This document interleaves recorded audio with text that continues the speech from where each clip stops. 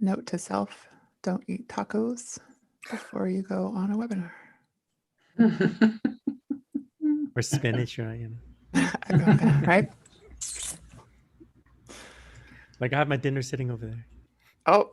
Oh no. Note to self. Here we are. Taco. Dun, dun, dun, dun. Okay, we're now live. Hello.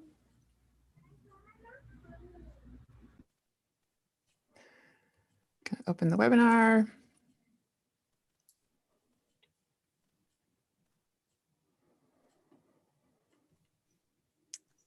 All right, I think it's time. It is 7 o'clock. Let's go ahead and get started.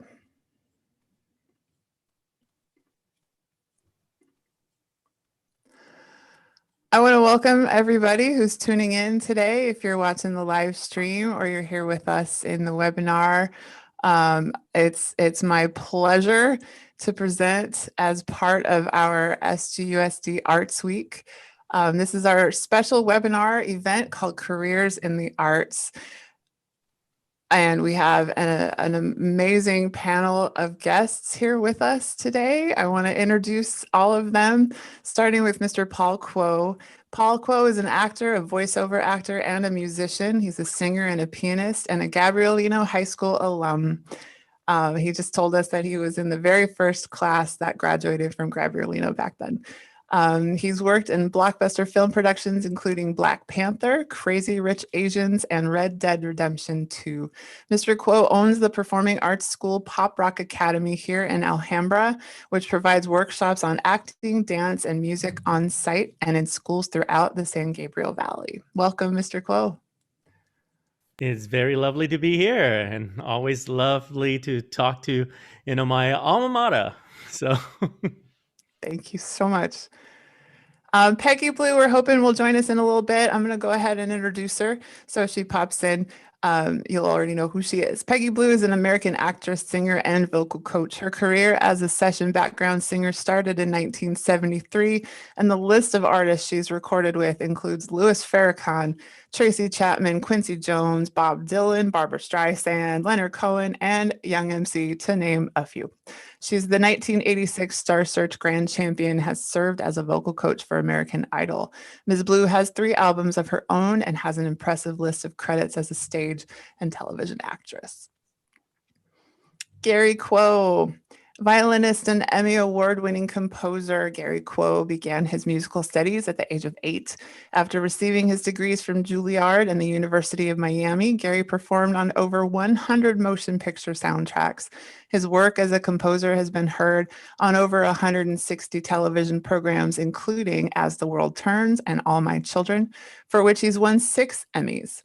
Performances of his compositions have been given at some of the world's finest concert venues, including Carnegie Hall, and featured by notable soloists and ensembles, including the United States Army Field Band, the Air National Guard Band of the Midwest, and the United States Air Force Heritage of America Band. Welcome, Gary Kuo.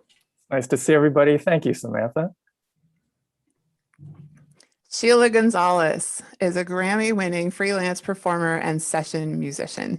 She's a founding member of the Zappa Plays Zappa World Tour, which has been going strong for 15 years, and is also currently performing with Colin Hay of Men at Work. She's performed or recorded with Rod Stewart, Sheila E., Gwen Stefani, Missing Persons, Chicago, Garth Brooks, Big Bad Voodoo Daddy, Joe Williams, Diane Shure, the Diva Jazz Orchestra, The Temptations, and the Four Tops, to name a few. TV appearances include the Jimmy Kimmel Live, Dancing with the Stars, American Idol, and the BET Music Awards, among others. And she can also be seen in the Christopher Guest film For Your Consideration. Welcome, Sheila. Thank you, Samantha. It's really great to be here.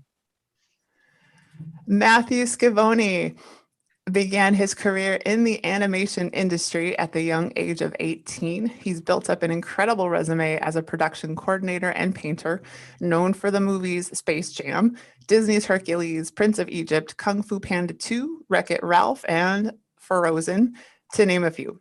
He's currently a story script coordinator on a Netflix feature animated film to be announced. Welcome, Matthew. Thank you so much for having me. I will add that Matthew's also a parent in our school district. He has 5 children attending SGUNSD schools. Yes, I do. All right, before we get going with our panel, I just wanted to talk a little bit about when we talk about the creative industry, this is what we're talking about. These are the jobs in the creative industry. In the entertainment and digital media over here is probably the largest category. Over here is, let's see, so creative goods and products, the fashion industry, fine arts and performing arts, and then architecture and related services is also considered part of the creative industry. And I wanted to show you a couple slides from the Otis report on the creative economy, just so you understand, especially in the state of California, the creative industry is a huge piece of our economy. $650 billion of total creative economy output, over almost 3 million jobs generated by the creative industry, and $210 billion of labor income. And if you just look at Los Angeles County, over $203 billion goes into the creative economy output. 1 in 7 jobs in Los Angeles is in the creative industry, and then $67 billion of labor income. Now, there is some information from the Otis report on the creative economy. This was released in March of 2020. So we know that the arts industry, especially performing arts, has taken a huge hit this past year because of COVID, which has been particularly revealing to us during this time. It's been made clear that what people spend their time consuming, getting comfort, motivation, and inspiration from, and requiring for our mental health and well-being is the arts. In addition, this generation, possibly for the first time, has witnessed recently the power of the arts when it comes to social and political movements. So it can be said, and it has been said, that the arts is not only a viable avenue to make a living, but it's an integral part of our lives as human beings. So I've brought together these fantastic human beings that are going to share with you their careers and how they got there, and maybe some obstacles and challenges that they've met along the way, and then offer some advice and take some questions. If you're here in the webinar with us, you are free. Please use the chat to let us know that you're here. If you have any comments or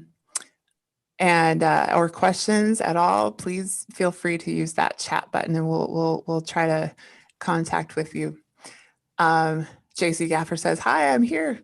And I guess Peggy is having miserable tech issues. If she can solve them, Peggy, you're welcome to join us. If you can get the tech issues solved, you've been introduced, and we'd love to have you if you can come on board. All right, I'm going to stop talking at this point. Well, I have to ask a question, but I'm done with my talking part. So I'm going to ask the first question and pose it to our panel here. So let's talk about the pathway that brought you to where you are in your career today. Take it all the way back to high school or before if you want to.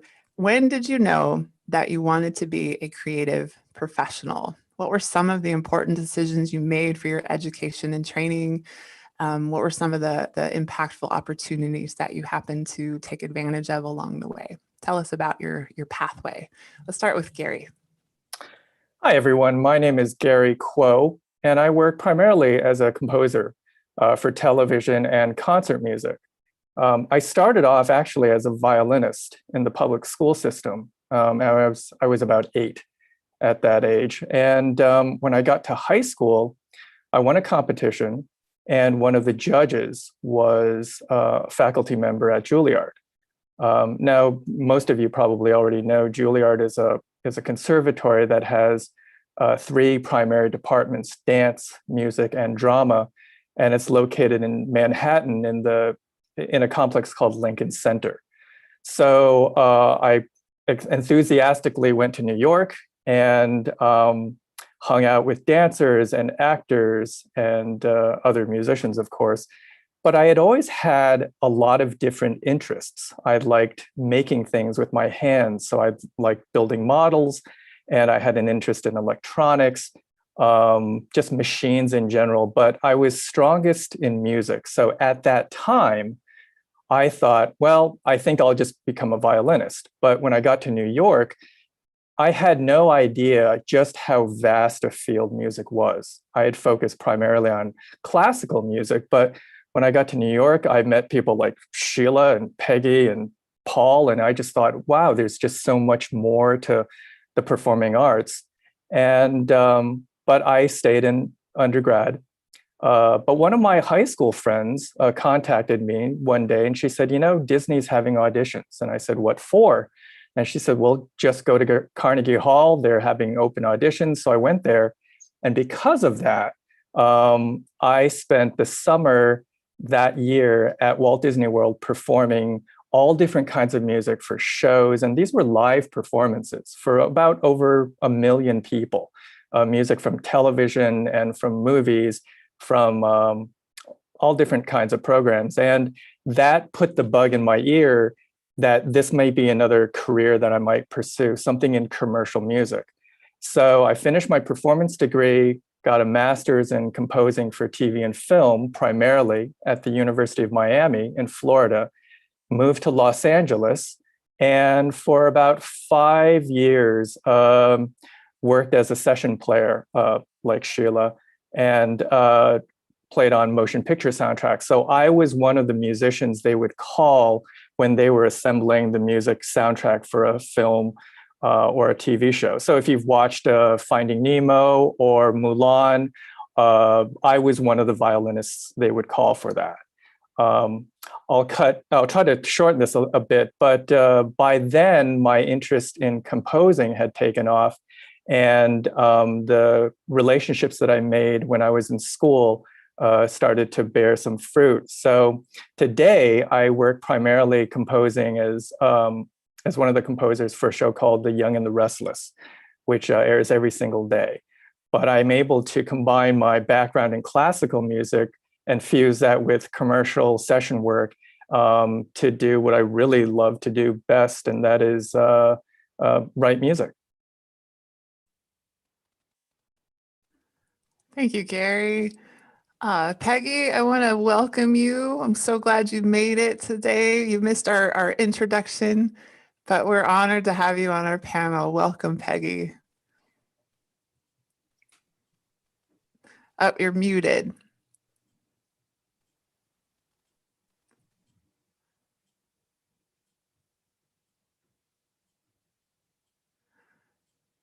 There's a little microphone icon on the bottom of the screen. If you click it, then it'll unmute your microphone.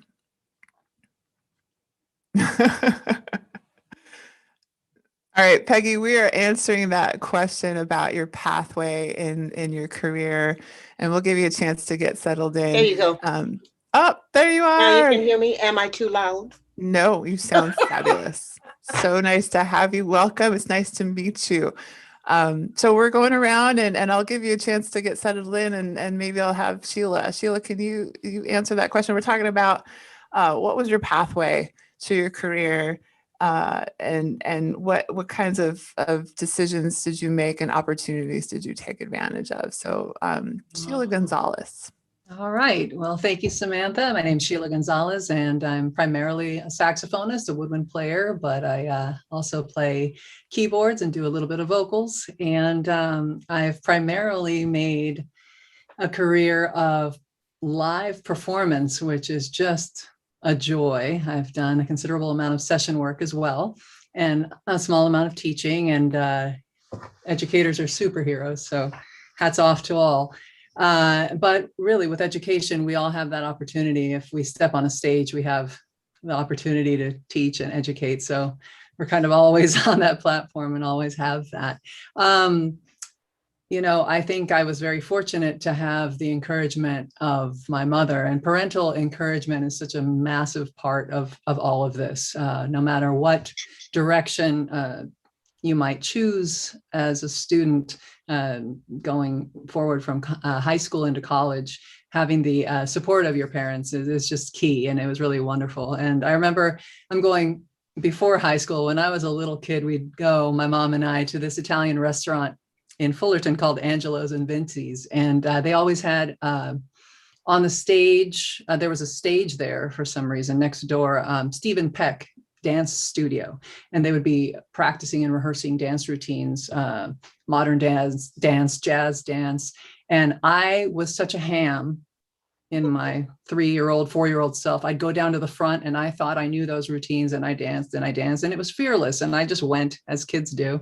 And, that kind of just, I was a ham then, and I think I'm just still a ham now. And as time went on, my mom, she was not a musician, but a lover of music. And she encouraged me to, enrolled me in piano lessons at the age of 4. And I took those, just classical piano, until I was about 17. But when I was 12 years old and began junior high, I played some piano in the jazz band. And then I was asked if I was going to be in the concert band to play or select a different instrument. And Mom loved the saxophone. So I said, hey, why not? And that just started my lifetime love affair with it. So from there, on to high school and marching band and jazz band and concert band and all the great things. And I remember so much fun.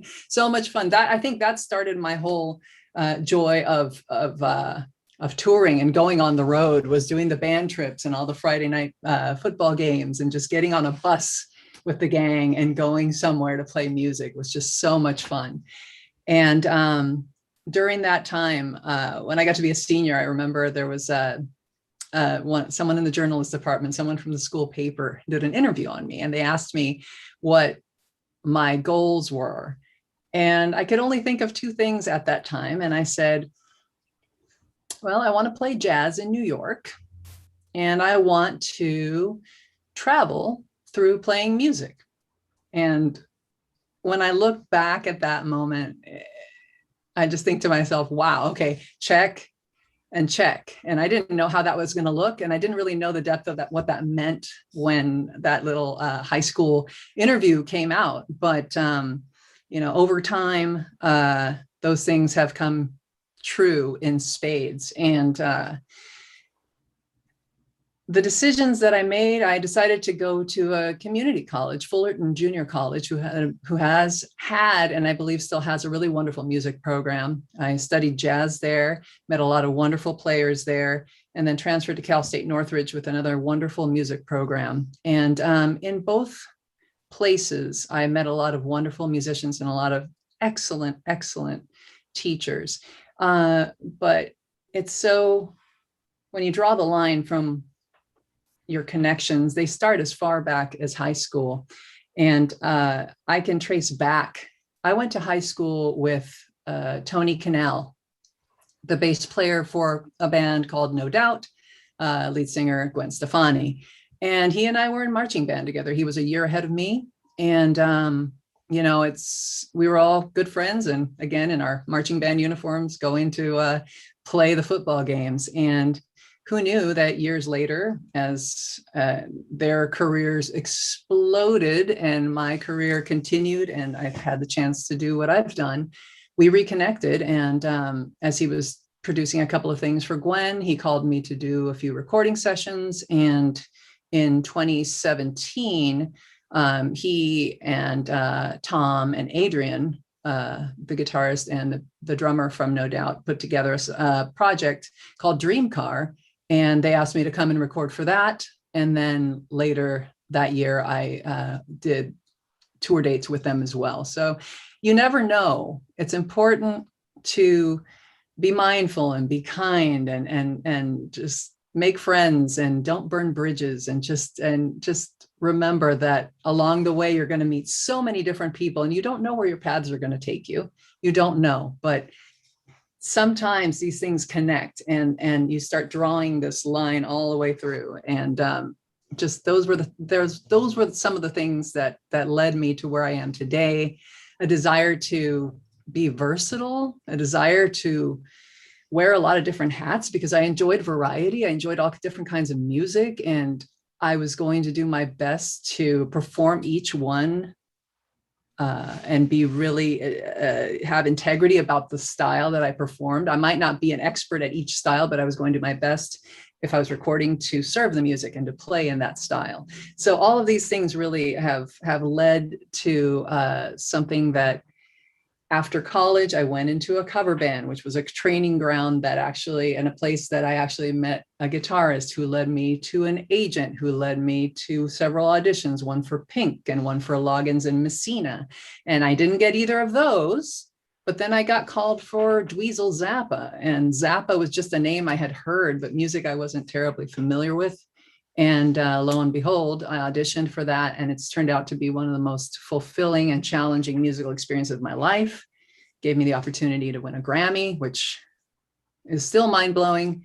And I've traveled all over the world playing music. And I've also played jazz in New York with the wonderful Diva Jazz Orchestra.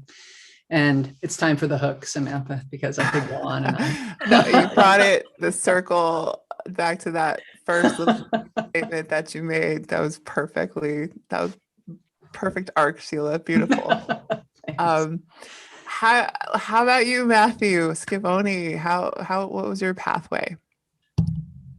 So we're gonna go way back to the 80s. Now, when I was a little kid, around the same age, like around 8, at the San Gabriel Auditorium during the summer, right here in San Gabriel, they used to show Disney films there for the kids. And so I remember being there with my mom and just being so inspired and just so fascinated with how are these images moving? How are they making people laugh and feel emotions? And I was just like, just so intrigued with storytelling through art, and told my mom one day you're going to see my name on the end of those credits too. Like I just knew right then and there.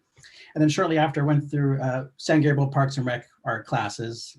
Then through San Gabriel High School, I started taking more and more art classes. And then my teacher asked if it was okay to start submitting my artwork out to contests. And then I started winning contests, amazingly enough. And then I won a full scholarship to Otis Parsons College of Art and Design. And that's how I got to Otis. And there at Otis, one of my teachers said, hey, you know what? Why don't you try out for this little company called Classics Entertainments in Hollywood, right across the street from El Capitan. I was like, okay, sure. And so I go over there, and they end up taking me in to be an ink and painter. And then I find myself inking and painting Michigan J. Frog cells, which is done by the Chuck Jones Productions and Chuck Jones Company. And Chuck Jones was still alive at that time. But I don't know if you remember WB, the WB network used to have Michigan J. Frog spots like the WWWB. So that was like my first gig. I went to the Glendale Galleria. I remember walking into the store and buying everything Michigan J. Frog because I was like, that was like my first character. And then from there, it led me to US Animation, and I did Fruity Pebbles Flintstone commercials and Gargoyles for Disney TV and the Quack Pack. And then that led me to Space Jam, which then led me to Disney's Hercules, Mulan, a little bit of Tarzan, then on to Prince of Egypt, and so on. And Wreck-It Ralph, and then eventually Frozen, of course. My daughter's particularly impressed with the Frozen credit. I think you had her at Frozen. Well, and then my daughter Juliana, she got a production baby credit on Frozen. It was funny, for the longest time she didn't really understand, and Frozen's her favorite movie, of course. And then now she's at the point where like she thinks it's cool. So there might be a point where she doesn't think it's cool anymore, but. Oh, that is so great. Awesome. Thank you. How about you, Paul? PEGGI, you'll be the last one for this question, but I promise not to make you wait too long for the next question. All right, Paul, what was your pathway? All right. So, I mean, I went to school in Gabrielino, so I'm just like everyone here in this school. I was the first graduating class. So when I came to Gabrielino, I was there were only freshmen. There weren't even upperclassmen. We had no idea what we were doing. I think the band, I wasn't in band even the first year. I was in band the second year. There was no drama program. We didn't even start the speech program started at the end of that year. Like we went to our first tournament. So like we started everything because there was nothing. There was no drama club. There was nothing. And we had to make everything. So I did speech and debate. And then I joined band the second year. And I mean, I've been playing piano since I was a kid, like every Asian kid, like play piano, play violin, because that's what every Asian parent does, send their kid to that. But then like fortunately, my parents weren't one of those Asian parents where like, no, you can't study music when you go to college. They were okay with me studying music. But what happened was when I was a junior, there was a class I didn't want to take anymore. And so in order to get out of that class, I needed to, I won't say who and what, but I needed to take another class, and drama worked out. And so I ended up taking drama class. And then I kind of got into it and I enjoyed it. But I decided I wanted to be go to college in piano. So I went to Cal State Northridge for a year and a half first. So like Sheila, yay. And then I transferred over to USC for the rest of my my bachelor degree, and I did piano performance there. And then I had to stay an extra year. So since I was going to be there an extra year, I decided I wanted to do some minors. I didn't want to like go part-time student and mess with my like financial aid and all that stuff. So I was like, okay, let's do a minor. But instead of getting a proper minor that will be a good backup plan, I did theater and musical theater, like even worse than doing piano to begin with. That was my backup plan to my failed piano career, was being an actor. And it worked out. I ended up being an actor. Exactly. It was my backup plan. And then I took a year off from college and ended up doing other things, trying out businesses and other things. And then I was studying composition. So I actually ended up applying. I started applying to composition school for my master's. And then I thought I wasn't going to get in. And so literally one day I woke up one morning. I can always remember that morning. I woke up and I was like, you know what? I'm going to be an actor today. I literally woke up that day and decided, because I took some, my degree. And when I did my minor in college, I learned how to, find an agent and all that stuff. And then I was like, okay, I'm just going to take a photo, and just send out my resume. People move here and spend thousands and thousands of dollars, from all over the world to come here to LA. And I'm already here. I don't have to worry about rent. I'm perfectly fine here. So why not take that risk, take that chance to go and try and be an actor? I have nothing to lose. I'm not doing anything else. I'm not even sure I'm going to get into grad school. So why not? Then I got my first agent. Somehow, agents called, I sent it out and a couple of agents called me and signed me up. But then I ended up in grad school too. So at USC, and I got into the composition program and I did my composition master's at that time. At the same time, I was doing, auditioning on the side, like little by little. I went to the occasional audition here and there. I didn't know what I was really doing. I was learning as I go. I met a lot of people over time. But what happened was about right after I got out of finished my master's, I kind of devoted my life to acting, because I was like, I want to be an actor. That's what I wanted to be. And I started auditioning, and I met some people, a casting director who needed Chinese speaking talent to do voiceover commercials for the Asian market here, and especially Cantonese ones. And because there weren't a lot at all. So I could speak fluent Cantonese. So she called me in, coached me a lot, and helped me book a couple of jobs. And on the job, I met a veteran actress. She's been in the industry for 40 years, and she was on all sorts of stuff. You probably know her. Gary probably knows her. The late Elizabeth Sung.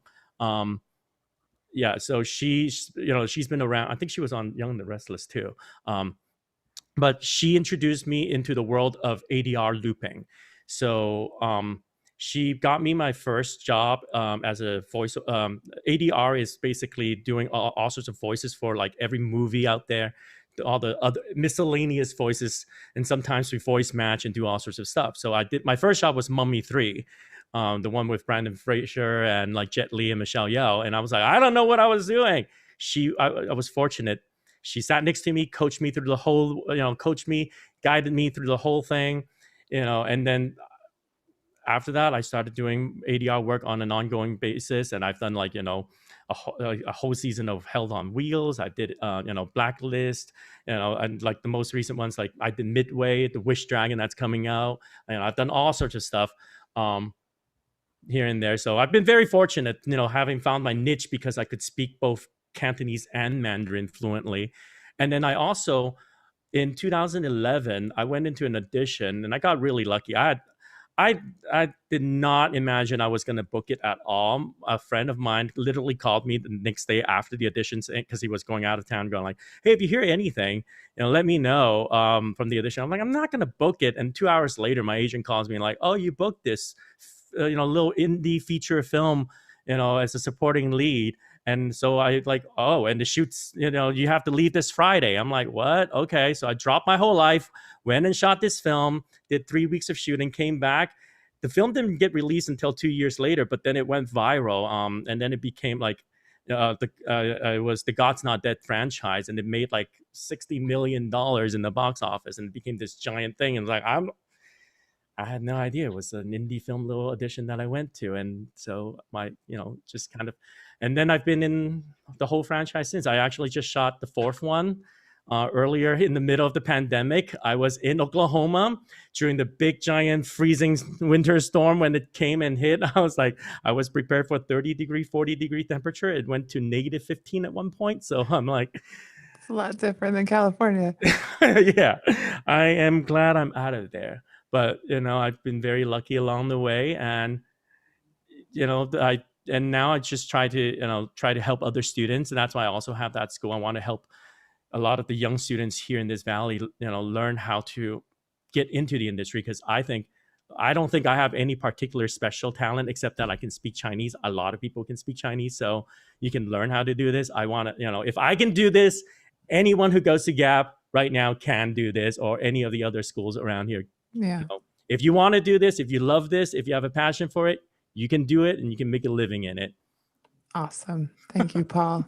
Hey, Peggy, you missed my awesome introduction of you. We rattled off your long list of all the amazing artists that you've recorded with, and your albums, and your career as a singer and an actress, and it's quite an amazing career you have. So we're so glad that you're here today with us. Can you tell us about your pathway, and how did you get how did you get to where you are today? It's a big question. By the grace of God, and I've been here since I was 3. I turned professional at 3 because I sang for the mayor of the town that I was born in. He was friends with my grandfather and my uncle, and the whole family actually. But they asked me to sing a song, "When the Roll is Called Up Yonder, I'll Be There," gospel, of course. And as we know, you turn professional the first time you're paid. So when I sang that, he paid me. And that altered everything for me. I'm grateful that I've had experiences that I've had over the years and still having. When people ask me, "Oh, who have you worked for? Who have you?" The only thing I can say mostly is pick one, because there are not many that I've not worked with or for, or who hasn't worked with or for me. I'm blessed. I've done movies, I've done television, I've done Broadway, I've done off-Broadway, I've done off-Broadway. And I find it, please forgive me, but I find it, JC knows this, I find it hard to talk about me because who cares? It's work, and this is what I do. Yes, I'm a singer. I'm also a vocal arranger. I play piano, not anymore because I might break a nail and get really mad. But that's why I hire people to play for me. But it's been an enlightening career. I just saw, it was Stephanie Mills' birthday 2 days ago, and Stephanie and I did The Wiz together on Broadway. I played the roles of Auntie M, but I also did The Wiz in the National Company, and we did it here at the Amundsen, and I played the roles of Auntie M and Glenda. Then I did another Broadway play that Michael Jackson produced, and he produced my last single from that actual play called "I Got the Money." He wrote it he and Larry Hart. I mean, it's been an amazing life, and I'm grateful. And I believe in giving and paying it forward to help somebody. Because if we can't help somebody, especially youngsters, what good are we? Not much. And it's been my life, and I make a effort. I make an effort to always invite somebody else into this, because this is my life. Music is the reason I breathe.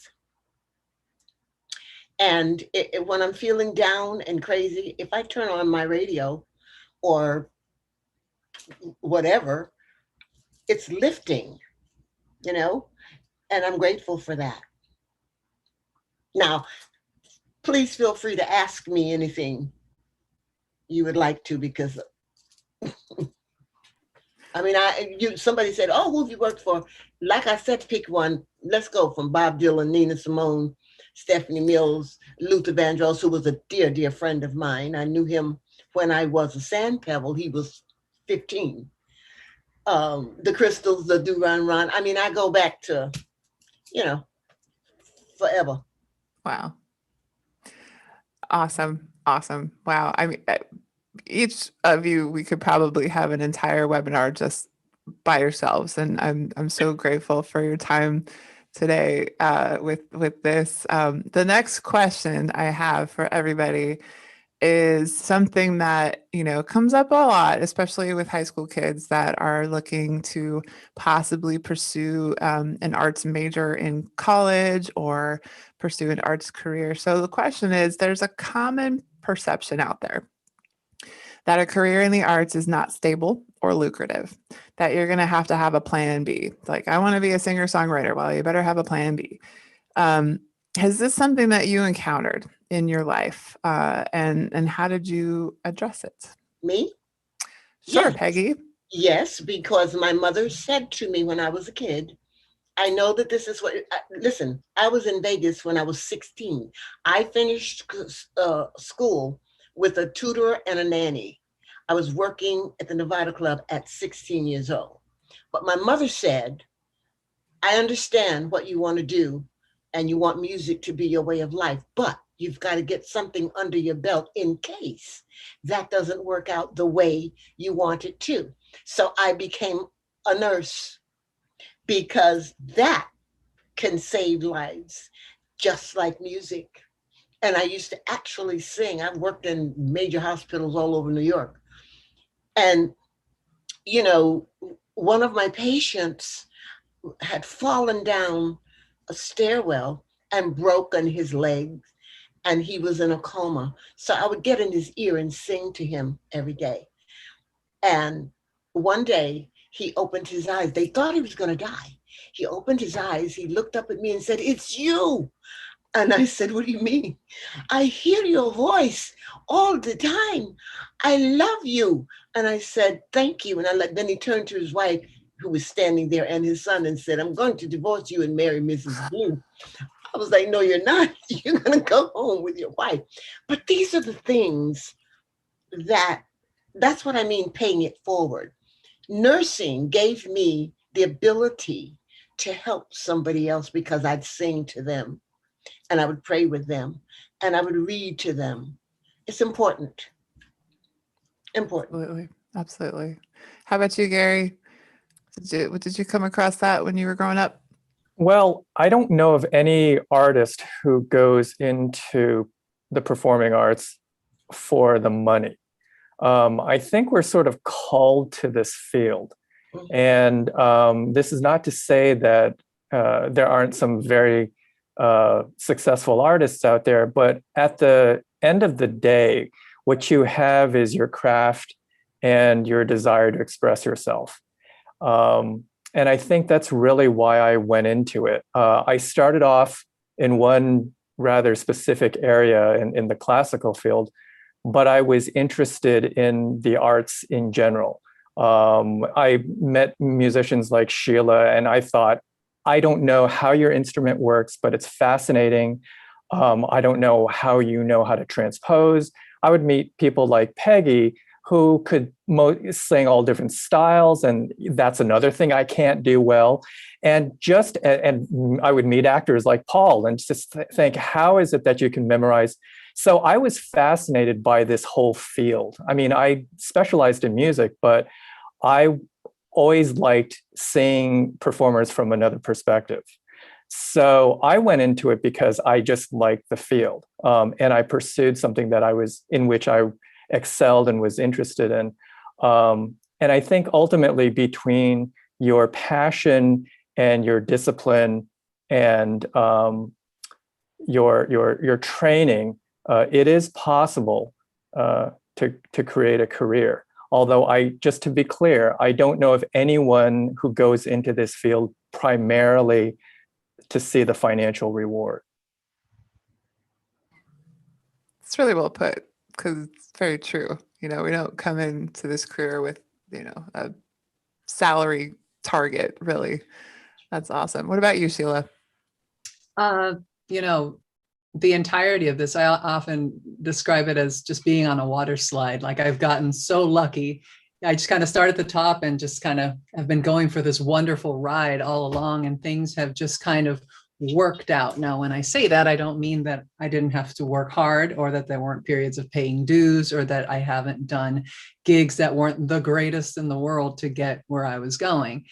But I'll go back to the bit about support as you're growing up, encouragement from siblings or parents or grandparents or guardians. I had, my mom encouraged this, and I agree with Gary. I loved this. I loved playing music. It just was the most natural thing. Felt like the most natural, fun thing to do. And my mom encouraged that. She started me with dance classes and all kinds of things. And when I took to the saxophone, she's like, oh, hey, she's enjoying that. And Gary's right. It wasn't a financial target, or this is the salary that I'm looking for, or this is even the exact route that I want to take, or the specific path that I want to be on. Everything about it was exciting. I would see musicians of every kind and understand. Even in high school, I'd go hear musicians play at Fullerton College, and I saw how much further along they were. And rather than discourage me or thinking, oh man, I can't do that yet, it was encouraging and also humbling in the same breath. You would just get an idea of this big ocean of people all doing this wonderful thing together, and that we're all on some part of the journey. So I really didn't look for a plan B in another field or another area, though. It is wonderful, I don't think as a plan B, but if you have other interests in other fields, it's wonderful to study and learn everything. I keep referencing Gary, but you talked about making models and different kinds of electronics when you were growing up, and all kinds of other interests. It's just interesting to follow things that inspire you. And PEGGI talking about music healing. There's so much music therapy, and so many things that have been learned about how music and the mind work, and early childhood development in that way, and the links to mathematics, or people that have had memory loss and Alzheimer's and how that works, or people that are recovering from strokes and how that can work, in the different parts of the brain that are affected by music. Right. So there's so many ways to marry the two, that if you have your start in music, even if you didn't make a career of it, having that foundation could then allow you to apply it in whatever area. But not necessarily a plan B. No, if being an artist is what you want, you have to go after it with all your heart. I'm seeing so many great threads here from all of this. That we're starting to get into the meat here of this conversation. I love this. How about you, Matthew? What about your story there? I would say I would kind of like piggyback on the same thing. I didn't really go in with a plan B, but also I was hungry to learn as much as I possibly can. So even though I got in as an ink and painter, as soon as I got in, I started learning about, but what's compositing? Oh, okay, and then as soon as I, like at Disney, then I started taking more life drawing classes, and then, what those are animation class, great. Started learning animation, learning every part of the pipeline from story, writing, story, to viz dev, which is visual development art, to character design, to prop design, to background design. Like I was just learning. I was hungry to learn it all. I just layout, lighting, and learning the whole pipeline helped because throughout the years, because now I can say I've worked in every part of the pipeline, and I do now know all of the traditional 2D animation pipeline, 2D feature animation pipeline, CG animation pipeline, visual effects pipeline, and by just loving animation, I also have a passion for the history of animation as well. I was just hungry to learn as much as I can. So when the time comes, because we're always constantly evolving as well, and learning new tools, learning new methods, learning new ways of doing it, that you're able to keep working, thank God. And the times where there was a point in the late 90s where a lot of outsourcing started happening, and then the job pool in LA shrunk and got really small. So there was a time where there was no gigs. There's like 2,000 animation folks fighting to get onto The Simpsons and Family Guy at the same time, and King of the Hill. And so I went and worked at Disneyland for a bit. So there's a time where I was working on Splash Mountain, and I was a canoe guy, and I was on the Pirates of the Caribbean, and opened up the new park for California Adventure and kind of head up the animation building there. And yeah, it just got to do what you got to do. And if you love it, you will find, just learn as much as you possibly can. And every time the studio offered any type of class, if you ever see an opportunity, especially for a free class, take it. Learn as much as you possibly can. Mm-hmm. Love it. What about you, Paul? All right. Well, I mean, yeah, a lot of great things that were already said. For me, it's definitely about being an actor. The common stereotype is if you're an actor, you wait tables. You wait tables until you have your big break, and then you become an actor. But I look at it a little bit differently because I actually never waited tables in my life. I mean, I think it's a really tough job, and I'm not capable of standing around and on my feet for like that prolonged period of time. So it's one of those things that was not in my list of things that I can do. But what I did was I realized what you should do is to find a way to keep yourself financially stable while you pursue your whatever passion it is. Like everyone said, our calling to the arts is not financially driven, but we do need finances in order to survive, obviously. And so the best way to maintain a career in the arts is to find something that you can do that can keep you financially stable, but still be flexible enough for you to continue to pursue it. And my rule of thumb is just outlast everyone else, and then eventually you'll get a job. When everyone else left and you're the only one left, then you'll get a job. You'll get that job. But it's really just making sure you have the ability to survive and to pay for all of your necessities so that you can keep pursuing your love. And then sooner or later something will happen, and you'll be flexible, learn, educate, get training, take all the free classes and any kind of training you can possibly get in the fields, and also be very flexible about, I started off thinking I was going to be a pianist, and I'm like, I am not. I went to school with all these pianists, and I realized I'm not a pianist. I am not the kind of person to sit in the practice room to practice 5 hours a day, 7 days.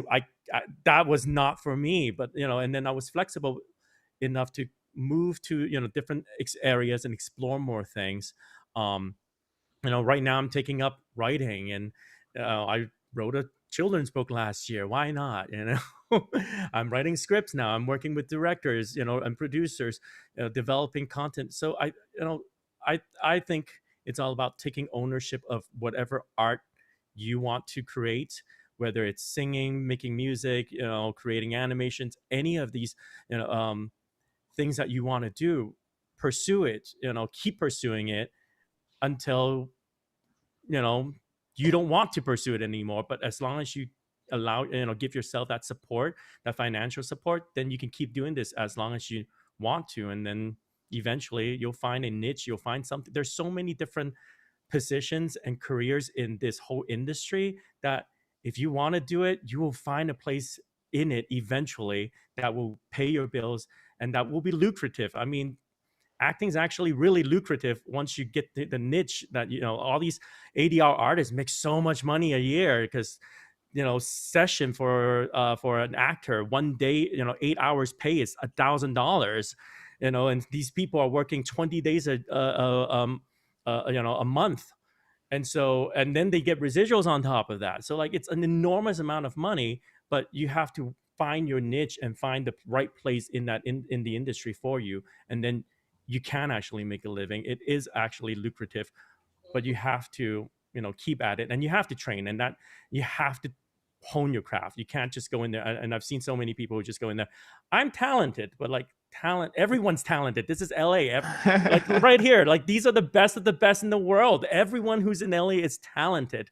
So you have to, you know, hone that craft, hone that talent, develop that talent. And if you do, then you'll find a place in the industry for you. I think Gary, you unmuted for a second. Did you want to add to that? Well, I just wanted to say something, and that is when I was in high school, I had no idea what I wanted to do. I had lots of different interests, but I was a little concerned because my interests were all over the place. I mean, I like making things, and I like electronics, and I like music, but then what kind of music? I mean, is it the kind that, do I like live performance, or is it behind the scenes? I mean, you can get really lost and overwhelmed, especially if someone says, what would you like to do for the rest of your life? And the answer to that question is, I'm still trying to figure that out, because everyone on this panel is so versatile in so many ways. I mean, Peggy with her nursing, and then Sheila with her performance, and Matt with all his path, and my gosh, Paul,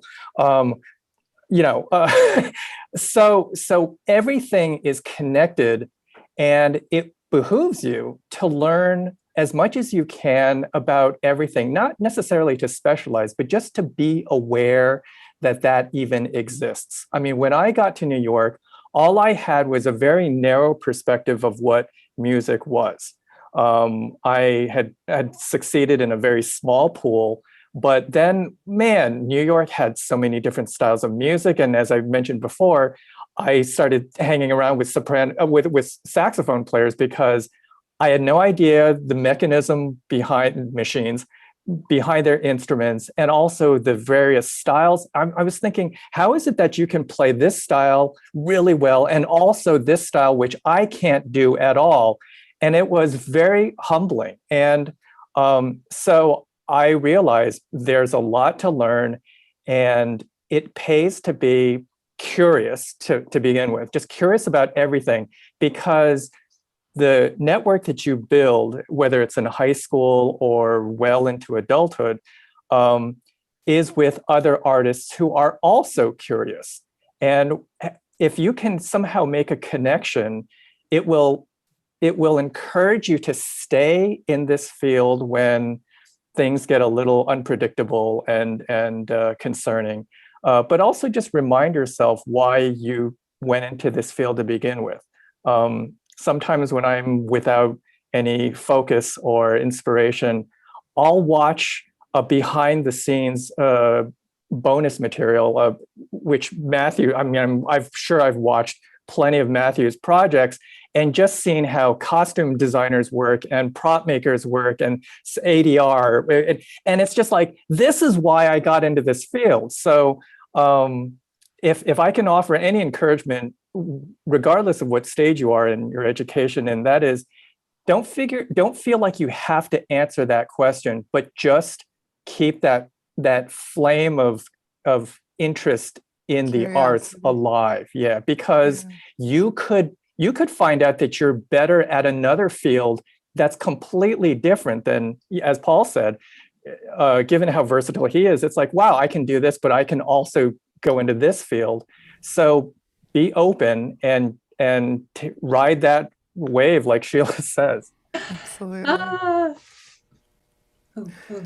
Yeah, basically, everyone's saying so much of the same thing. That plan B is versatility, openness, learning everything, and just keeping yourself open and humble and learning, because plan B could just be another another, part of another arm of the tributary there, another, just another place that you're going to end up going that you might not have seen at first. And it could be all within the arts, because it's just such an inspiring field, just filled with inspiring people. So that plan B is just learn to wear as many different hats as you can, and you will have your specialties because you'll be drawn to them, and they'll become your priorities because you're passionate about them or because they fascinate and interest you. But as you go with that fascination and openness, you can learn so much about so much and be inspired by people in other areas of the field. So that's the plan B right there. Yep. The threads here, the very common threads, curiosity, just a desire to learn everything possible that you're curious about, and just being open to learning, and then relationships and building them and keeping them. And it's such that's something that I've heard each one of you talk about. I have a technical question for you, and then we have a question in the chat. If you're here in the webinar, please feel free to put some questions. We're going to have some time to answer some questions here at the end. But a technical question. So, along the lines of being curious and learning, and having versatility and skills and being interested in a lot of different areas, our kids these days, if you're a high school student, you're looking at a career that is wildly different than, most of us on this panel were looking at their age, right? So they're going to be able to create, they're the way they're going to go through their career. They can create anything they want. What in your lives, as you interact throughout the various projects that you do, and what other types of jobs do you interact with? And this is kind of a technical question. So just kind of think about the various people that you build relationships with and work, and the kinds of jobs that might be something that might open up a world of curiosity for a young person who's interested in the creative industry. Does that make sense? Yeah. Who wants to jump on that question? Feel free to. What I can say is something else that I also do, other than, I was a nurse back then. I haven't done that because I haven't had to. But if I had to, I could. But I'm also a vocal coach. I worked for 2 seasons on American Idol. And the 3rd season, when they asked me to come back, I was in Europe performing my own show and couldn't. But I do arrangements. I do a lot. There are a lot of other ways to make a living. When I won Star Search, I was actually on Broadway and didn't think I could. I thought it was for amateurs. And they asked me to come, and I was like, no, I've already had records out, and I'd already done arranging for people, vocal arranging. And that's another gift that I've been given and that I've utilized, and I still do. So there are different ways. I owned 4 recording studios that I paid for, big deal. But I would bring people in and they would record their stuff. Bob Dylan recorded in my studio. I arranged his harmony and sang them, but that's just another job. It's just another part of what one does. When I sang for Asa-Pekka Salonen, he said, I have these arrangements and I want these vocals done. Will you do them? I was like, yeah. It's just another job and another way to open and be open, and to learn more than just one kind of music. It's a blessing to be able to cover all genre. Mm-hmm. And I say to my students, because I still teach, when you sing, you better speak. You have, because my mother was a vocal coach, and my first, believe it or not, my first thing that I was taught was opera. It didn't have the beat for me, so I was like, no, I don't think so. Send me to the rock room. But anyway, my mother taught that, and I say it to my students: you have a tongue, you have teeth, and you have two lips, and it takes all of those to form a word. Use them. Singers today, you don't understand what the heck they're saying. I don't know why. It's like, what are you, lazy? That's a job. Do your job. Do it, with, if you want to be prosperous and you want somebody to pay you to sing, give them something to pay you for. Otherwise, go be something else. I don't know. Yeah. Anybody else? Sheila? Yeah, it's absolutely, there's other coaches, vocal coaches, but I mean, with a touring band, we're nothing without our crew. We are nothing without our crew, the local crew or the crew that we travel with. And that goes anywhere from the catering department to the person that's cabling up the stage. And there's your lighting director. There's just other people that are assistants to them. There's a monitor engineer. There's a front of house engineer. Do they double and have their own home studio and engineer at home? There's the studio assistants. There's the guitar technician. You got to know how to tune the guitars and how to play them, how to bring them out. There's how to fix them.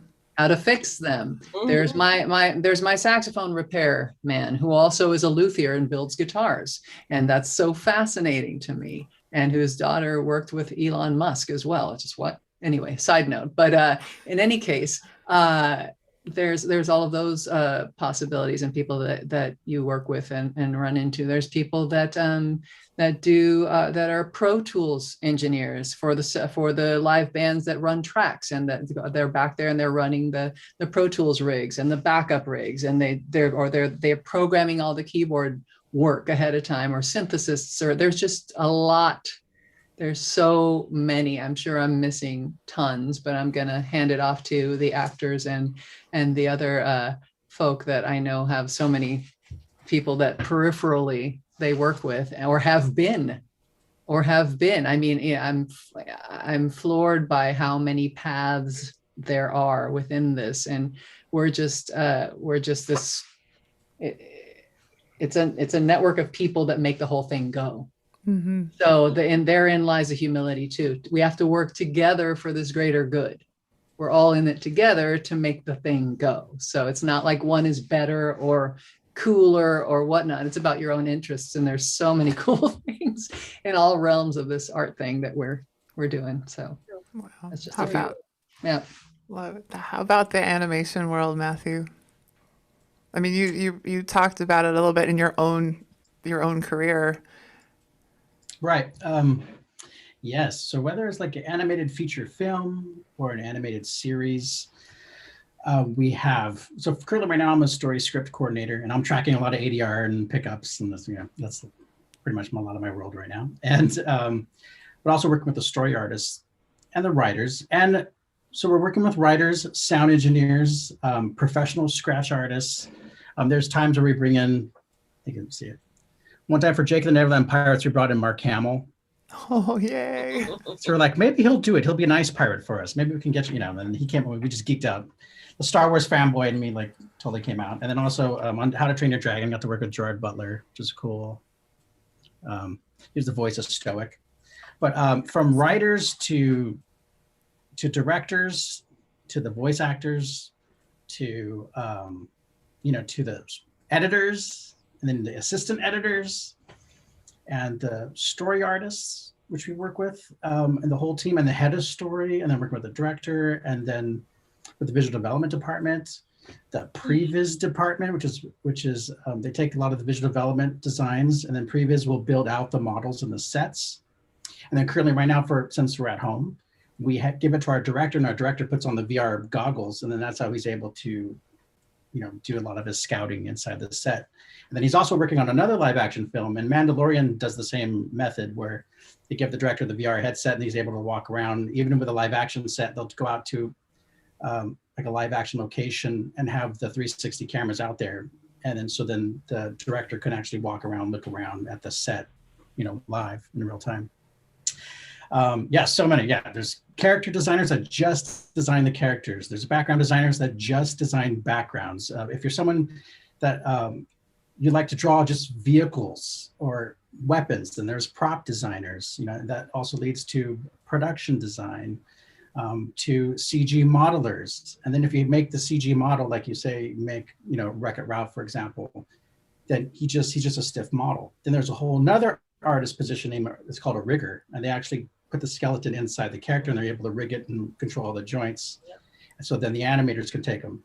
Then the animators are able to act with them, which is just crazy. And then the animators are kind of like the actors who are afraid to perform out in the open on a stage, but when they're by themselves locked up in a room and it's just them and a mirror and a camera, they're amazing. Like, it's so funny, like on Frozen, there's some animators that were so very shy and won't talk to anybody, but then they're giving out these huge, big performances, like for Idina Menzel's part, for Elsa. And then from effects artists, guys who just did the snow, like my friend Chris, he did just the snow for Frozen, and we linked the snow, like the weather patterns was tied into Elsa's emotions and Bobby and Christy Lopez's score. So there is snow boxes that we had to design for every single shot, and there was different types of snow and we came up with there's software engineers that just wrote the software just to generate bazillion different types of snowflakes and snow to fall. Like it's crazy. And then from the effects artists, there's also shaders who just do the shading and the surfacing, like say Wreck-It Ralph's like pants and like texture on his pants or on his skin, to lighters who set up the lights on the characters, and they set up very much like a live action set with the key light and the rim light for the characters and for the sets. And then if you have different types of crazy lighting that's going on, or if it's a dance scene. So Matthew, what I'm hearing is that there are literally hundreds of jobs. Right, and then post-production, and Right. Wow, that's incredible. That could go on forever. Yeah. Paul, in your experiences, what kinds of jobs do you interact with? I mean, there's definitely a lot, like Matthew. I mean, just look at every film, every feature film you look, the part where we ignore and we walk out of the theater at the very end, there's a list like a mile long of people who's worked on that film. There's a reason why it costs hundreds of millions to make some of these films, because there's a lot of people working on it. In front of the camera during production, even then, aside from the director and you have the DP, and then you have the assistant director, and then the assistant cameraman, and then you have the makeup people, the wardrobe people. You have there's so many positions to make one person, the couple of people that you see on camera look perfect, because we don't look perfect in regular life. So we require a whole team of people to make us look like we're we're who we are supposed to be on that camera. The costume, even the historian that needs to make, if it's a historical, show, to make sure it's historically accurate, or the translator who has to translate the script to make sure the dialogue is accurate to that, language. And on top of that, maybe the historical period of that language, accent coaches, and, to make sure that your accent is the proper British accent. It's not just the British, there's Cockney, there's all sorts of different kinds of British accents. So, there's so many people working just to make that one little thing work on film. Like that 1 minute you watch on film, there's they shoot anywhere between maybe 2 to 5 to 7 minutes, on the high end, like of actual content in a day of work. Like, it takes like 8 hours, 12 hours, and 12 hours of work to shoot, to create 4 minutes of content on your film. And on some of these bigger features, it could be just 1 minute of content. It will take more than a day. Some of these films take 6 months to 8 months. These Marvel giant films, they take months to make because there's so many little details. I was in a session once with for when I did Black Panther. It was just there was one scene. It was just Korea. That scene where they were doing all they had that chase down in Korea, and they had the underground, the casinos, casino, and there's fight stuff. There were 16 of us voiceover actors, and then there's the session director. Then there's the people running the engineers. All for that one scene. It took 8 hours, all of us, just to make that one little, just to do the atmospheric sound, painting that texture of sound in that one scene. That doesn't even include all the people who did all the CGI in that, and of course the shooting, and then the pre-production, all the stuff that has to happen before they even plant a camera on location to shoot anything. So there's just so much work involved into making that one little moment for us, for us to watch and enjoy on film. That there's so many positions, and like I said earlier, if you work at it and you're flexible, you will find that niche, something that you enjoy, something that you like. And almost every actor do multiple things that I know. Like they're an actor, they're a producer, they're a writer, they're a DP. They do some of. I just met a new actor friend a couple of days ago, and he's creating this technology that this 3D augmented reality technology. And he's an actor too. Like, he's an actor in Life of Pi, and here he is creating, advanced 3D, augmented reality coding. I'm like, man, I don't even know how to wrap my brain around that. So, but, I believe in you got to explore all of it. And the art is a reflection of life. So the more life you can live, the more you can bring to your art. Right. So, you shouldn't be living in a little bubble where I'm only doing this and this is all I do and I don't do anything else. Well, then how are you sharing the human experience if you have no experience yourself? So I'm hearing another thread too, is the collaboration, there's the arts disciplines interweave in each other.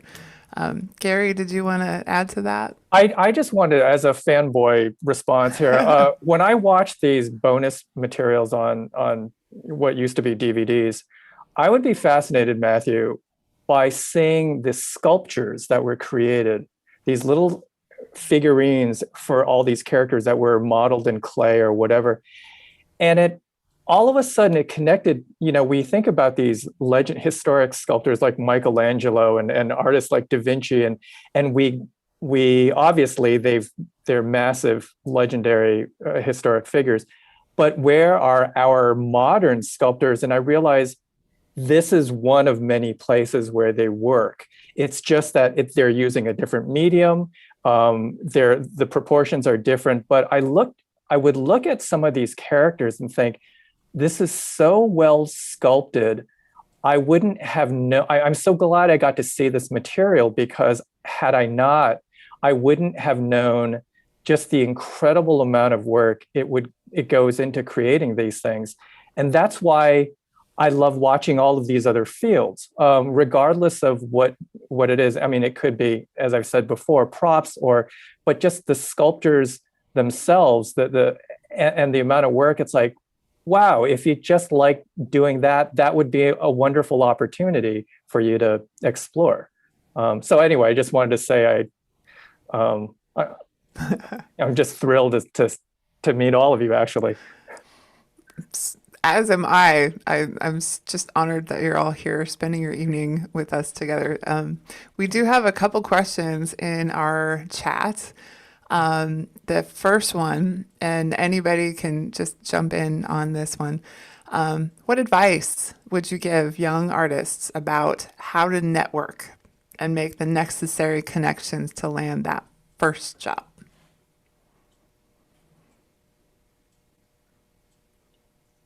I'll start if that's okay. I think what's been fascinating as I look at my path is realizing that the people with whom I work and I established our relationships many, many years before we actually started working together. I'm still in touch with some of my friends from high school, and we're about to start on a new project, but it wasn't in my mindset at that time to think, well, are we going to collaborate later? It was more of finding peers with whom I shared interests. And they didn't have to be music related. They could have been related to our love for Star Wars or any other portion of entertainment. It just find friends like that you like to hang out with, because at least speaking for myself, a lot of this is just, it's not even the final product as much as what are you having a fun time playing in the sandbox? And so, I would just meet people and hang out with them. And if something happens, that's great. It turned out it would be 5 years later or 10 years later. But I have never really thought of actively networking nearly as much as, hey, it was really fun meeting you. Let's get together and hang out and whatever.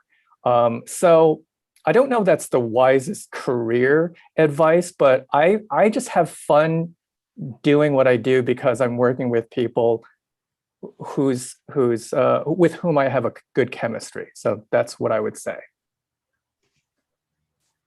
If I may, I can just tag into that, and I totally agree. That's just kind of how it's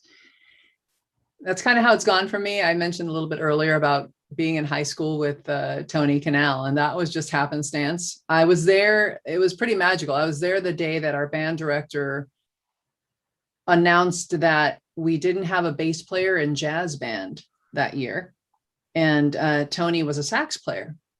And our band director said, is anyone interested in trying to play bass? And Tony just kind of, as a high school sophomore, raised his hand. And I'll never forget the day Tony Canal raised his hand in high school band to learn bass for jazz band that year. He started taking lessons 6 months later.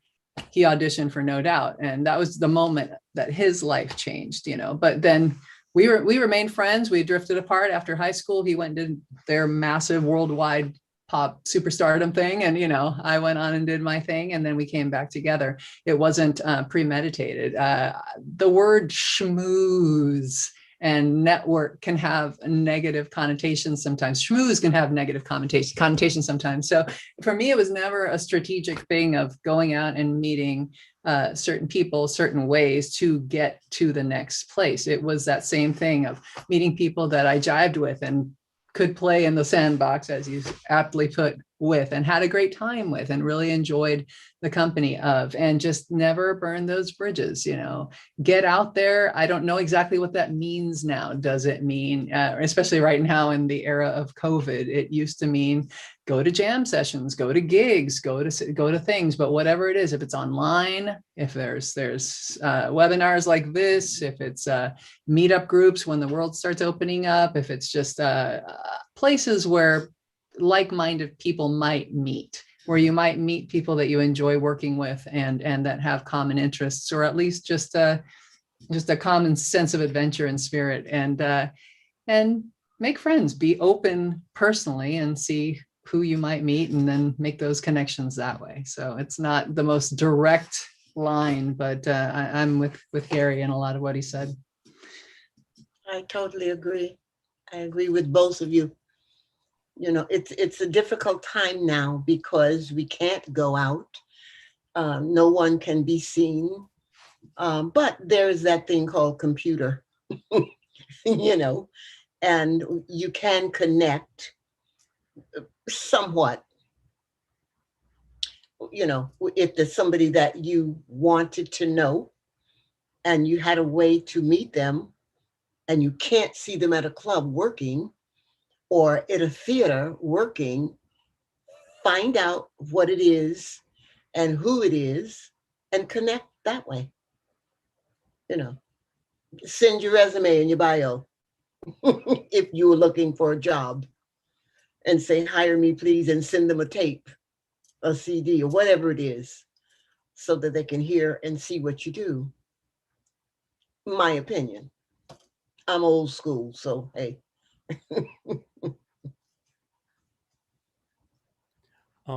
So for me, I think networking is different for everyone.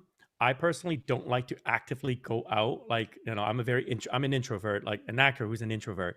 Um, but I have friends who are super active. They would go and, you know, throw their names in front of everyone, and they would go to, you know, all these events and actively, like, I have a friend who would go to these kinds of panels, and at the end of the panel would automatically reach out to the panelist, and, you know, he's not shy about that at all. I'm shy about that. I'm like, I feel like, I don't know, but do what's comfortable for you.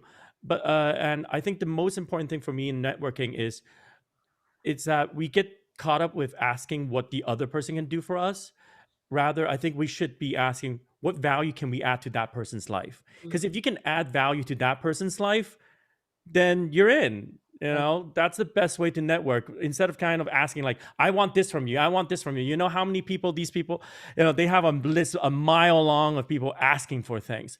But if you can find a way to help that person, to add value, to make their life easier, then you're in. You're going to be a part of that life.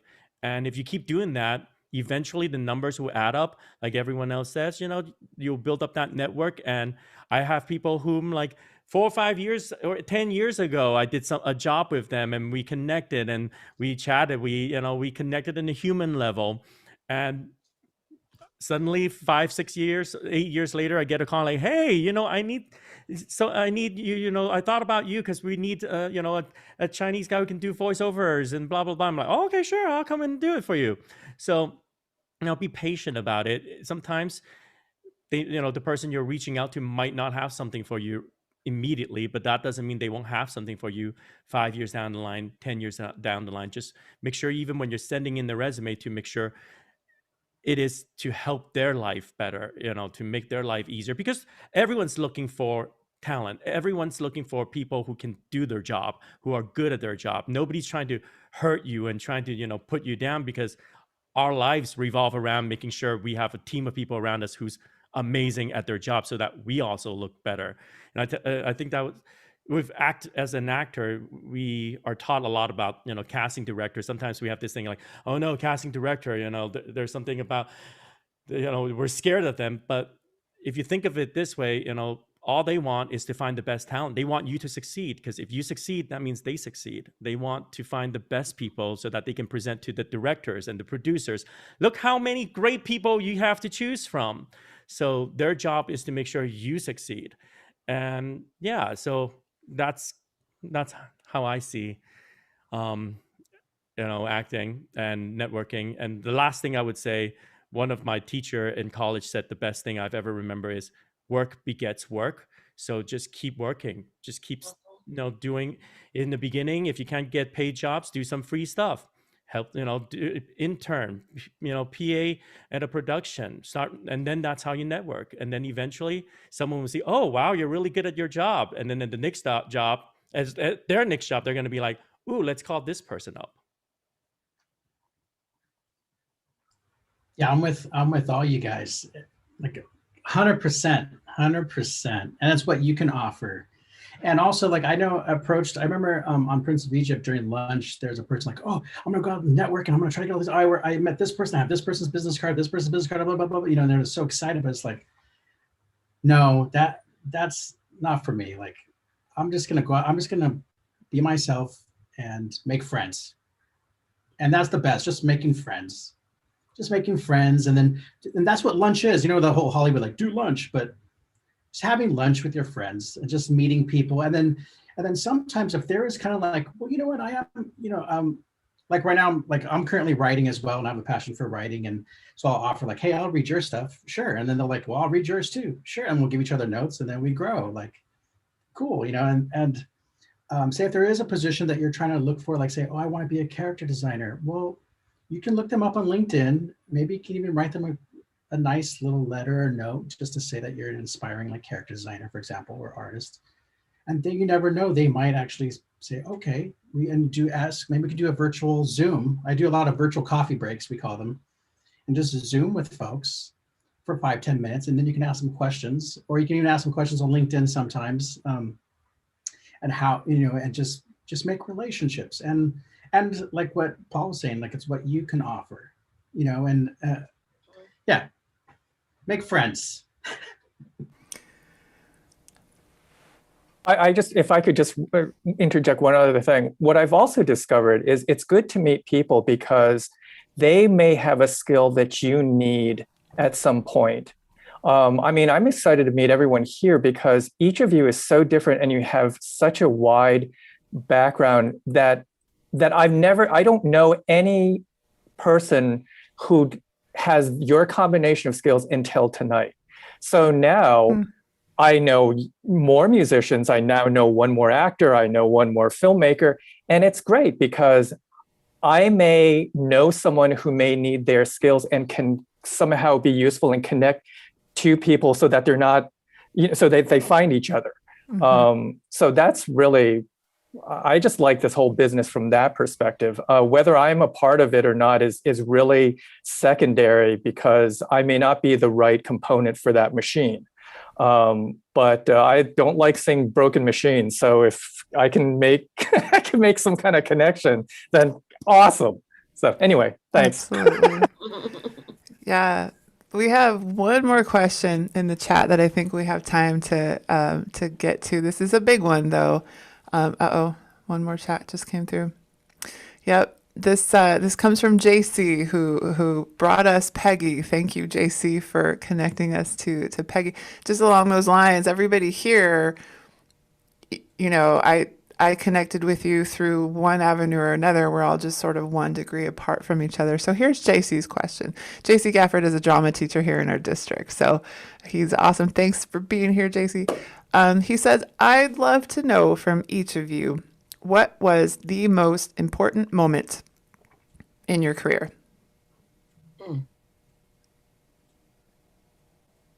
That's hard for me. I'll bet. Because that's very hard for me. I'll tell you one of the most important moments in my career was singing at the inauguration for President Bill Clinton. And he asked me personally because he saw me on a job with an orchestra that I was doing, and he happened to be there. And that was extremely important to me. Then getting asked personally by Barbra Streisand to go to Vegas to do her Millennium show and to hire the singers to come. I mean, that was super important. That made my mother raise up. And when I sang with the president, my mother was beyond herself. Oh, look at my baby, I was beyond myself. I mean, but there are many things that happen like that for me that just made me feel like, wow, you did that. I didn't know I could do that. I mean, winning an award was, winning awards, plural. Getting a proclamation from 2 different states. That's like, me? Are you kidding? But it was good. It was a blessing for me.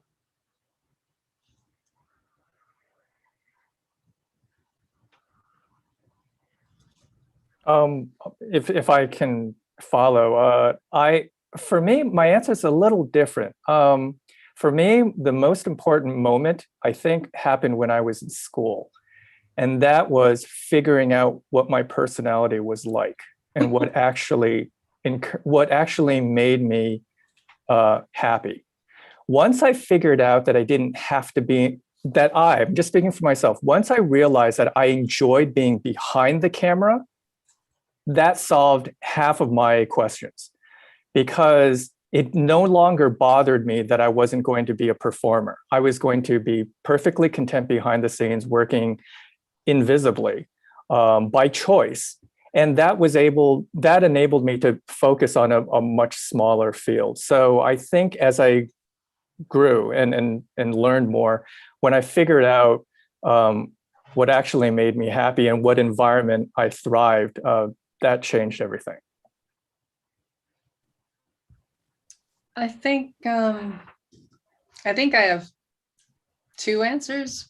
One is practical and one is just meaningful. The meaningful one is after that high school newspaper interview and wanting to get to play jazz in New York, was being someone who lived in Southern California, was fortunate enough to be a part of the Diva Jazz Orchestra, an all-female, unbelievable band based in New York, and having the chance to perform with the New York Pops under Skitch Henderson at Carnegie Hall. Oh, yeah, I did that. I just thinking, I had the first solo of the night, and just stepping out to the edge of that stage and having that pin spot drop, and the amount of history in the wood of that stage, it gives me the chills today. So from a deeply meaningful point of view, it gets me a little choked up. I called my mom from the lobby, guess where I am? On a meaningful side of things, that was really important and wonderful. And on a practical side of things, I would say it's as simple as when I decided to apply to a bunch of colleges to transfer out of my community college at Fullerton, and I chose Cal State Northridge, because when I got to Cal State Northridge, I got in the jazz band. I met a drummer who would then join a cover band, who would then ask me to join said cover band, where I met the guitar player that connected me to the agent that got me the audition for the Zappa gig that wound up getting me a Grammy, and got the attention of someone who knew I could cover the sax and keys chair for Colin Hay, who got me that call. So that little path there, had I chosen to go to San Diego State or somewhere else, my path would be completely different. It would be something different. Would I be in those bands? Possibly not. Would I be doing something better, cooler? I'd be doing something different. But that's just my 2 cents there. I'll go.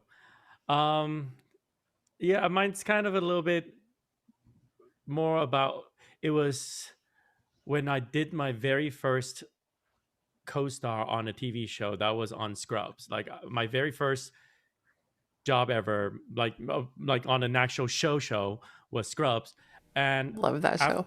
It was hilarious, and I had so much fun shooting it. And it was the first time I was on an actual set doing a principal role. I had a line, and I did it, and it came out, and I said to myself, I did it, and I guess, if I died tomorrow, I would always be on that DVD of Scrubs. I will always be there. And after that, there was no pressure for me. Like, I think after that, the pressure was kind of off of having to do anything special. Like, I'm in the industry, I worked, I did something, nobody can take that away from me ever. And that just kind of relieved me from all the burden of having to worry, thinking, am I going to be an actor? Am I really going to be able to do this? I hear all these stories, all these people going through all these years not being able to do it. And I did my first job, and, that was on. I mean, I did a few other things before that, but for some reason, that one just kind of clicked in me. It's like, it was something that people knew about. And I could tell anyone I was on Scrubs, and they're like, oh, I know that show. I like that show. I'm like, yay. And I could always at least talk about that if there was nothing else for me to talk about. But yeah, that, and then there were other wonderful moments in my career, but those are all kind of like, yeah, great. I feel like there's always going to be another bigger moment. But that first time having done something was really special, I think, for me.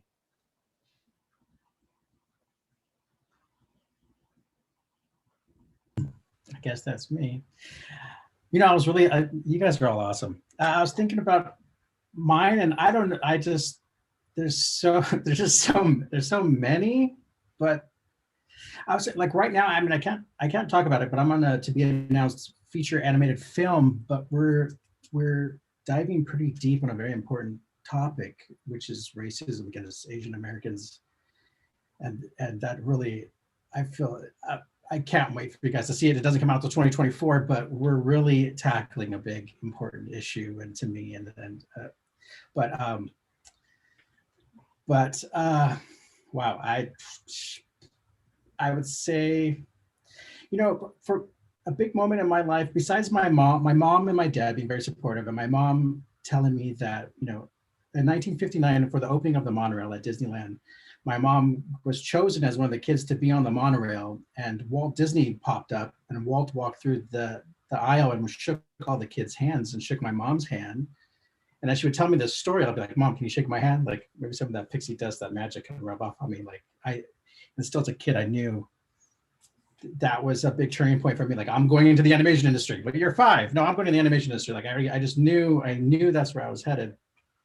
And then later, a big moment was Ward Kimball.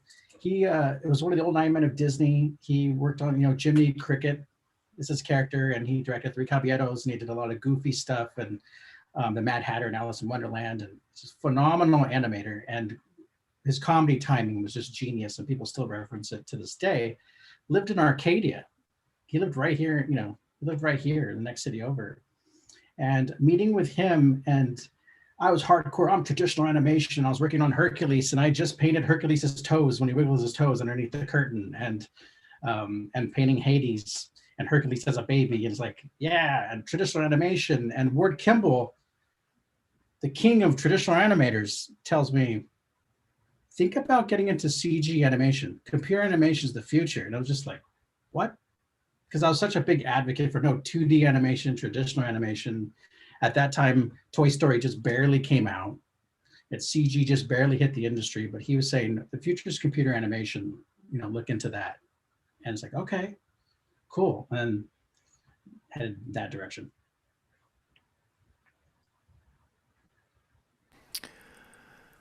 Well, you're all going to get invited to my house. We're going to continue this conversation. This has been really, really just, as Paul said, adding meaning to our lives. I feel grateful that you all chose to spend time with us tonight and talk. I'm just full of it. Gratitude, that is. But, you know, let me just recap some of our threads. Oh, Paul, you have to get going. You actually had said that something might come up, and I'm so glad you were here. So I'm just going to rattle on and show some credits here, but let's all say goodbye to Paul. Thank you so much for being here, Meeting you, Paul. It was Nice wonderful to meeting meet you all. you. Bye, Paul. I'll see you all again soon. Hope so. Absolutely. You know, we talked about the pursuing. How about we just take it down to the nutshell of Joseph Campbell and following our bliss, right? And taking that path and the curiosity and the relationships and just pursuing those things as we go through in our artistic fields has led you all to where you are today. And I have truly enjoyed hearing all of your stories. I'll share with you, our Assistant Superintendent of Ed Services is here, and she says, Dr. Joan Perez, thank you for taking the time to share your inspiring journeys with us. I loved listening to your stories and am so appreciative of your time and expertise. Tonight, you inspired kids to dream and pursue their passions. For that, we at SGUSD are truly grateful. So thank you, Joan, for that. I concur. And with that, I do have a couple of thank yous before we say goodbye. Don't go anywhere. Just so that we know, this event has been going on all week long, and we've had live streams all week. This is our first year doing a district-wide arts festival. Our Careers in Arts webinar tonight was a special part of that. So credits, our Arts Week logo was done by a senior in high school at Gabrielino named Lily C2. And our theme song that we've been playing before every show was done by 7th grader Johnny Romero. Arts Week promo video, that is the first thing you see when you go to our website, was done by a senior in high school, Gabriel Martinez.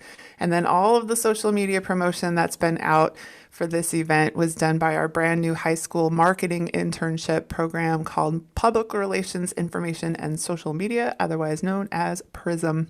We have Arts Week volunteers, parent volunteers, Jill Redding and Vanessa Pineda have been heading up our art contest. Sponsorships and donations, Andy Jiang and Cami Trong.